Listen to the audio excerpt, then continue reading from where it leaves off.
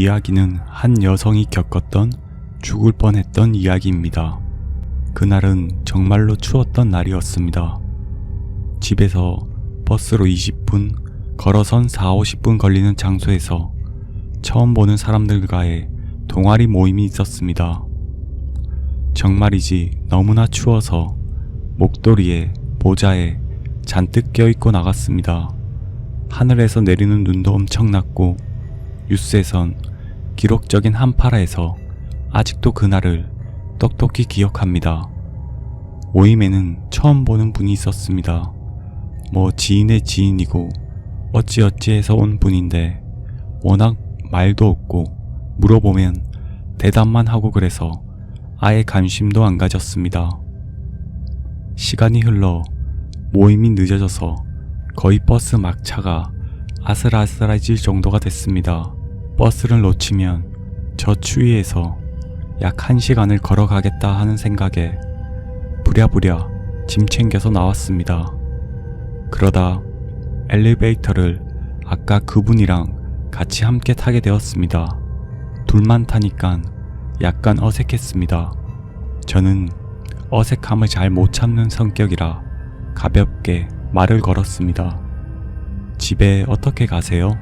라고 제가 물으니까 그분은 부모님이 이 근처 지나가는 길이라서 부모님 차를 타고 간다고 했습니다. 저는 그렇구나. 전 버스 타고 가요. 이러고 가벼운 대화는 끝이 났습니다. 그렇게 건물 밖으로 나오니까 바로 앞 차도에 승용차 한 대가 서 있었습니다. 저와 그분이 나오자마자 조수석 창문이 징 하고 열리더니 중년 여성분이 그분의 이름을 부르면서 손을 흔드셨습니다. 저는 어머니시구나 하고 안녕히 가세요 인사를 하고 바로 헤어진 뒤 버스를 타기 위해 바쁜 걸음을 재촉했습니다.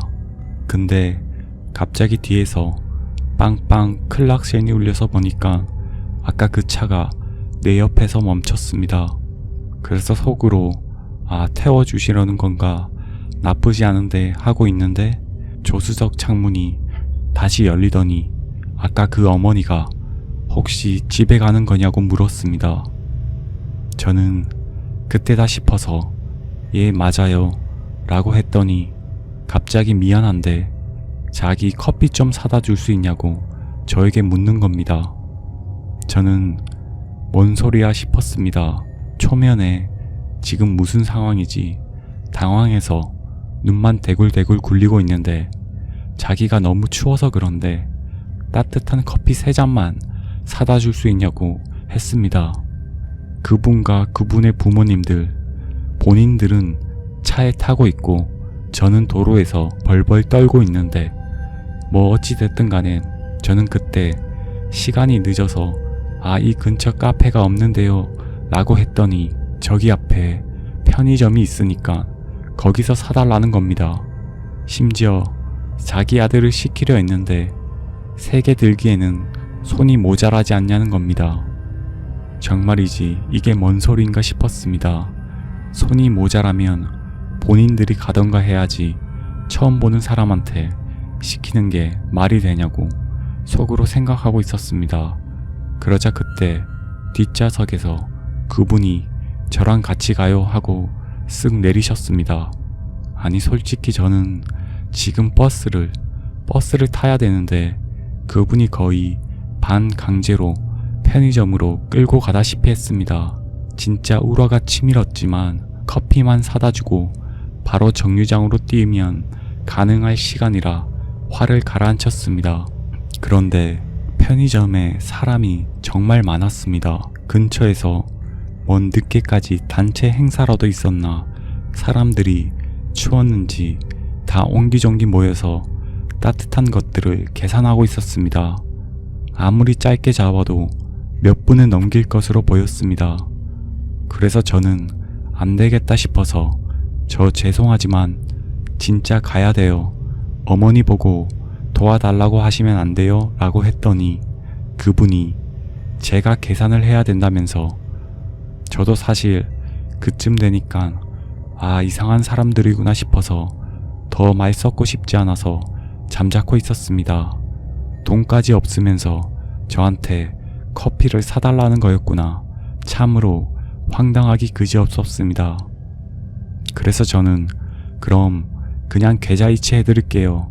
커피는 어머니 보고 들고 가라 하세요 하고 나가려고 했더니 갑자기 저의 팔을 붙잡고는 저희 어머니 못 걸으세요. 휠체어 타세요. 이렇게 말했습니다. 그렇게 말하니 딱히 할 말이 없었습니다. 저는 할 말이 없어져서 그냥 죄송합니다 하고선 같이 줄을 계속 섰습니다. 저도 솔직히 나름대로 짜증이 난 상황이라서 괘씸한 마음으로 운전석에 앉은 아버지라도 나와야 되는 거 아니냐고 따지고 싶었지만 또 무슨 별소리를 들을까 싶어서 가만히 있었습니다. 그렇게 시간이 지체되면서 결국 저는 막차를 놓쳤습니다. 아무 말도 안 하고 편의점에서 나와서 차로 가서 열린 조수석 창문으로 커피를 건넸습니다. 어머니는 연신 환한 미소로 어머 너무 고마워요 이러니까 진짜 할 말이 없어서 네 맛있게 드세요 대답만 했습니다. 그때 운전석 사람을 처음 봤는데 예상 밖인 건장한 젊은 남자였습니다.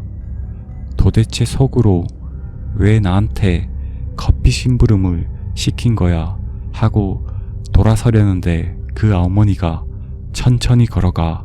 길 미끄러워요. 아주 천천히 걸어가야 돼. 그래야 오래오래 살지. 이런 희연한 말투로 말하는 것이었습니다. 커피 사줬으니까 집까지 태워달라 할까 하다가 그냥 너무나 이상한 사람들인 것 같아서 아예 상종 말자 하고 저는 그들과 헤어지고 제 갈 길을 걸어갔습니다. 진짜 정말 추웠습니다. 그때 하필 택시도 주변에 다니지도 않고 아예 잡히지도 않아서 벌벌 떨면서 한 10분을 걸었을 무렵 갑자기 친척한테 전화가 걸려왔습니다. 그래서 모임이 늦게 끝나서 걸어가고 있다 했더니 이 추위에 어딜 걷냐고 자기 집에 오라는 것이었습니다. 생각해보니까 친척이 이 근처에 살고 있었습니다. 진짜 바로 길만 틀면 그 집이 있었는데 도대체 왜 생각을 못했는지 지금도 의문입니다. 아 맞다, 거기 살았지. 환희에 차서 친척 집에 들어가서 그날 거기서 하룻밤을 보냈습니다. 그리고 그날 밤에 이상한 사람들을 만났다고 뒷담화도 했습니다. 그렇게 잘 자고 다음날 낮에 친척 집에서 나와 저의 집으로 돌아갔습니다. 그런데 제 집엔 경찰 폴리스 라인이 쳐져 있었습니다.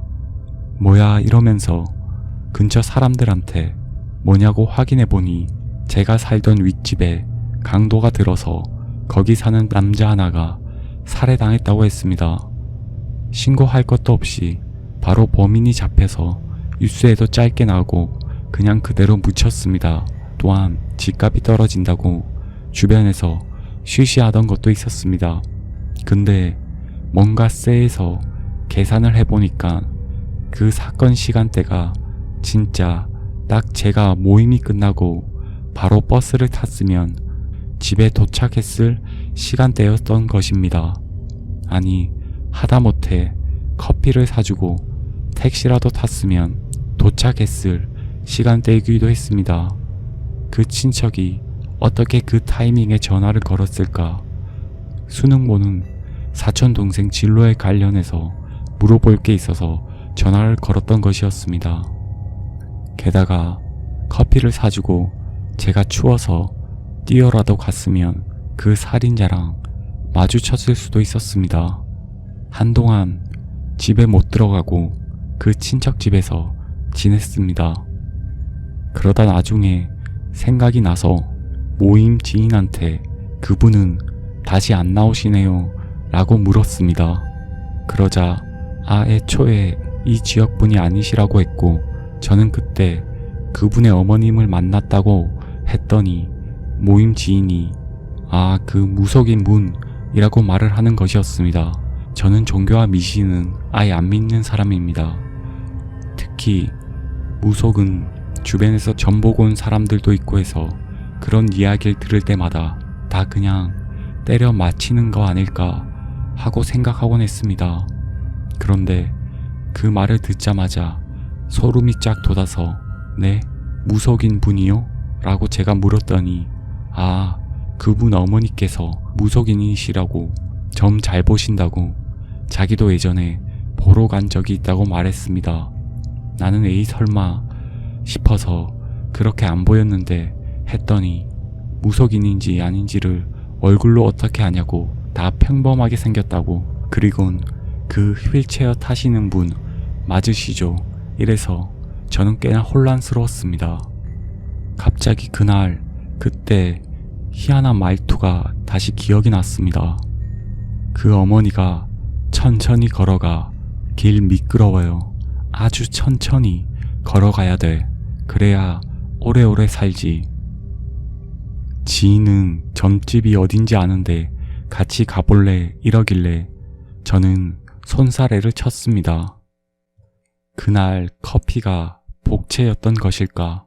거기 가서 또 무슨 말을 들을 줄 알고 그리고 무슨 말을 듣던 간에 이젠 제가 무조건 믿어버릴 것만 같아서 너무 무서웠습니다.